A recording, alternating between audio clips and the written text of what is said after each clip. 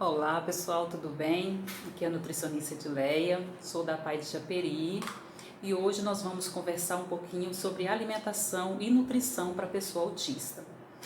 Quando eu recebo um paciente autista para tratar dessa questão da alimentação, do tratamento nutricional, eu procuro saber três informações principais, Se essa criança tem seletividade alimentar, como que é a função intestinal dessa criança e qual é a qualidade do sono dessa criança.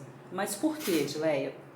Pessoal, se uma criança tem seletividade alimentar e dependendo do grau da seletividade alimentar dessa criança, não adianta nada eu prescrever um cardápio bonito, perfeito, com bastante verdura, legumes, frutas, que essa criança não vai seguir. Essa mãe não vai conseguir fazer com que essa criança coma esse tipo de alimento, tá?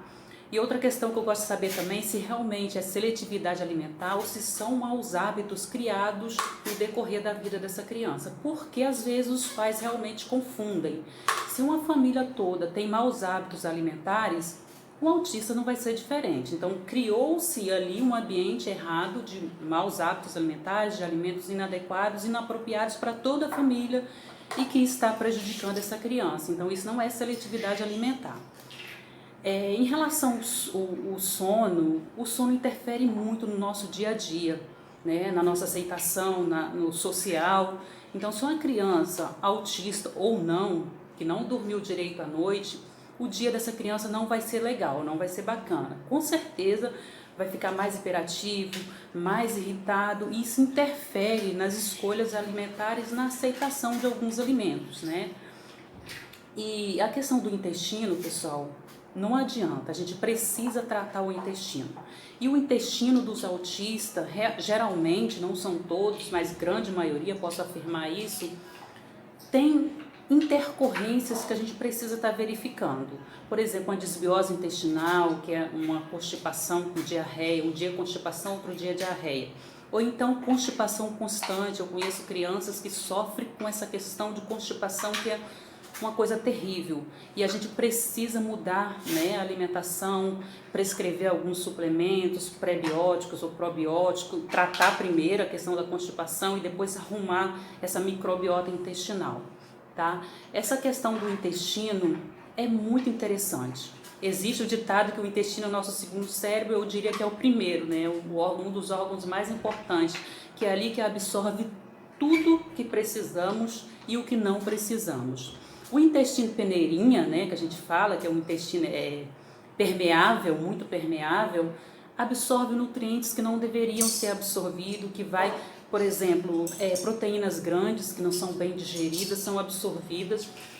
E quando essa proteína chega no nosso organismo, ela leva uma resposta inflamatória que não deveria levar, tá? São os opioides que a gente fala, interferem na questão, desenvolve alergias alimentares, intolerâncias alimentares, que é muito comum nas pessoas autistas. E às vezes tem dois tipos principais de proteína que tem muito relação com essa má absorção de nutrientes, que é a caseína, que é a proteína do leite de vaca, e o glúten, que é a proteína do trigo. Geralmente a gente tem problema com esses dois, e também intolerância à lactose, tá? Se uma criança que tem um intestino que não é saudável, tem um abdômen distendido, desconforto, O abdômen distendido fica enorme, alto, parece que a gente, aquele ditado que comeu um boi e não conseguiu digerir. Isso interfere na vida da criança, pessoal. Eu já recebi crianças com o abdômen extremamente distendido, essa criança muito irritada, não quer falar com ninguém, interfere no social, não quer comer, interfere na boa nutrição dessa criança. Então a gente precisa tratar esse intestino com urgência. E voltando lá na questão da seletividade alimentar, existe uma pequena confusão, tá? Quando a gente quer tratar a seletividade alimentar, a gente precisa pensar em algumas questões. Não adianta eu retirar tudo e modificar. Essa criança não vai aceitar. O que a gente tem que fazer é fazer pequenos ajustes, tá? E às vezes os pais até estranham, mas só isso, gente, um passo de cada vez. Na seletividade alimentar precisa ser assim. Se a gente mudar tudo de repente, não vai funcionar, que essa criança vai perceber. As questões sensoriais, se é sobre textura, sobre cor, sobre cheiro, essa criança vai perceber e não vai aceitar, não adianta. O que eu tenho que fazer é mudar Tem uma questão que eu faço, uma estratégia que eu uso que é muito bacana, que não deve ser feita numa criança que não tem nenhum transtorno, né, relacionado à alimentação, que é a mascaração de alguns alimentos. Por exemplo, o feijão. Eu cozinho beterraba, peço para o pai cozinhar beterraba, a mãe, beterraba, cenoura, abobrinha junto com feijão, tá? Cozinhar junto com feijão. Depois, o que a mãe vai fazer? Retirar um pouco do caldo desse feijão, o legume que foi cozido no feijão, vai bater no liquidificador, vai misturar um pouco de grãos, vai temperar e vai dar para essa criança. Eu mascarei ali uma cenoura, mascarei ali uma beterraba, um inhame, uma abobrinha, e essa criança provavelmente não vai perceber esse sabor e vai comer esse alimento. Por que isso? Para essa criança absorver um pouco mais de nutrientes. Se essa criança é seletiva, come 4 tipos de alimentos, 5 por exemplo, essa criança está deficiente sim de muitos micronutrientes, que são as fibras, minerais, vitaminas, que está presente nas frutas, legumes e verduras, tá? Então a gente precisa fazer alguns estratégia para que essa criança tenha uma nutrição melhor, e a suplementação, né? Não tem jeito, gente, principalmente de alguns minerais que são essenciais, zinco, magnésio, né? Às vezes ferro, às vezes cálcio, depende, tá? E suplementação também, que é muito interessante para a criança autista, que é a vitamina D e ômega 3. Se essa criança não toma sol, né, por algum motivo não toma sol, porque os pais não conseguem colocar para tomar sol, porque ela realmente não tolera o sol, a gente precisa suplementar a vitamina D. A vitamina D é um hormônio essencial para todo ser humano, e para o autista não é diferente, ele atua no nosso sistema nervoso, assim como o ômega 3, que é essencial também para todos nós.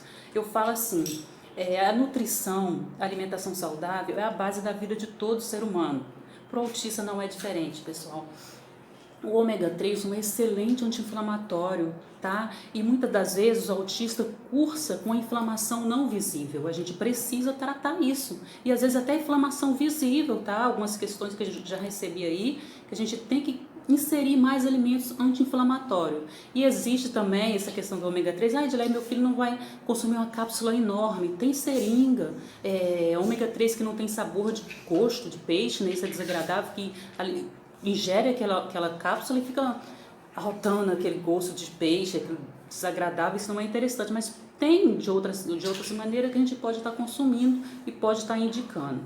A alimentação saudável e equilibrada é excelente para todo mundo, mas nem sempre os pais conseguem fazer. E quando se trata dos autistas, eu até entendo a mãe, entendo o pai, de lá é muito difícil, não consigo, a seletividade alimentar atrapalha demais e atrapalha mesmo. Eu diria que é uma questão que interfere muito da gente, né, conseguir fazer uma boa nutrição com essa criança, a seletividade alimentar, porque ele restringe muito os alimentos, ele tem pouco interesse em determinados alimentos, em determinadas coisas também, tá? Então a alimentação saudável a gente tem que ir com muito cuidado, com muita cautela na criança seletiva, e é um passinho de cada vez, é um trabalho de formiguinha mesmo, tá? O sono, a gente precisa estar retirando alguns alimentos. Edilene, você falou que não precisa retirar, alguns são necessários. Essas crianças muitas das vezes ingerem muita bebida que tem conservante que interfere na hiperatividade dela. Se ela é uma criança hiperativa e ingere determinados tipos de refrigerante, vai ficar mais hiperativa ainda, vai perder ainda mais o sono. Os refrigerantes à base de cola contêm cafeína. Pode ler lá no rótulo. Cafeína interfere na nossa qualidade do sono. Contém o refrigerante à base de uva, de laranja, de guaraná, tem um conservante que se chama benzoato de sódio. E esse conservante piora a hiperatividade. Então tem uns alimentos que a gente realmente tem que retirar, outros a gente apenas modifica. Modifica como, Edileia? Se essa criança gosta de um nugget, né, aquele nugget famoso, a gente pode fazer um nugget em casa. Fazer pequenas alterações. Se come hambúrguer, a gente pode fazer um hambúrguer em casa. O arroz, por exemplo, só como arroz. Eu posso adicionar ali uma couve-flor, já expliquei para alguns pais como que faz essa mascaração desse tipo de alimento, tá? Então eu adiciono ali um alimento na mesma cor para que essa criança pode aceitar e tenha, né, começa a criar ali bons hábitos. E é um passinho de formiguinha. Uma batata frita, por exemplo, que eles adoram.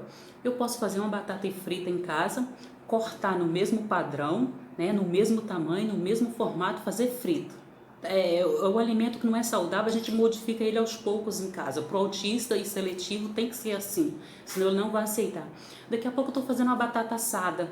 daqui a pouco eu estou fazendo uma batata doce assada e assim por diante. Então, essa questão da alimentação saudável e equilibrada para a pessoa autista, a gente tem que ir com muita cautela, bem devagar e com uma parceria muito grande com os pais. E a gente não consegue, falando aí para os pais, a gente não consegue isso de uma única consulta. São mudanças pequenas para a gente colher, né, um futuro de sucesso, eu diria assim. Então a nutrição para o autista é essencial como para qualquer ser humano. Todo ser humano merece viver com qualidade de vida, com bem-estar, e para o autista não é diferente. Quem tiver alguma dúvida, pessoal, pode chamar no privado, pode deixar perguntas aqui, que eu vou ter o maior prazer em responder vocês. Espero que vocês gostem, fiquem com Deus e até o próximo vídeo.